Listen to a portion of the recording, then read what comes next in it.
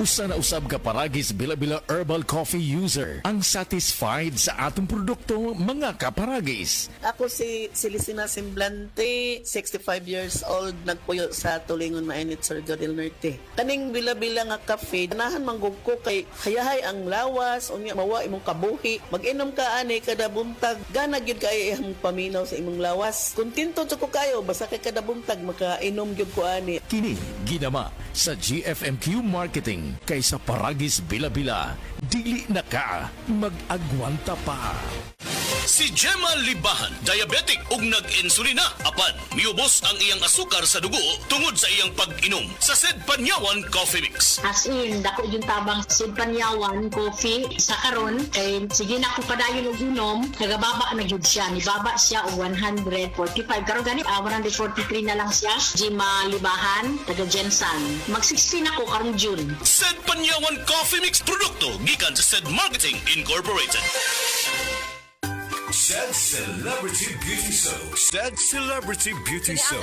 Para dili ma'am niangay gito ma'am kay ang celebrity soap manggod dili siya harmful sa imong skin ba. Smooth lang siya ma'am. While sa ubang sabon ka pag i-rub nimo siya nay something nga manuot-suot nga muso mga halang or hapdos ana. Pero kana siya ma'am natural lang ito ma'am bisag kiss-kiss pa nimo sa nabakara man akong gamit. Di wala gid siya reaction to panit. Shed Celebrity Beauty Soap. Shed Celebrity Beauty Soap. Shed Health Report. Health Report. Nadigyas ko ba na slide ko while nang laba. Dahil ang akong kuko as in nalangkat gyud siya parting sa kita dahil as in kurog-kurog ko. Within 2 days wala jud ko kahuna-huna nga nada ikwised. Sumoto nga akong gibubo sa ako ang kuko nga perting hubaga. Nga perting yung pagkasakita as in. Dayon pagkaugma sir as in believe it or not nawala na ang kasakit. I am DJ Molly, Ami Duyag Pakarat of Radio Bisdak Pagadian.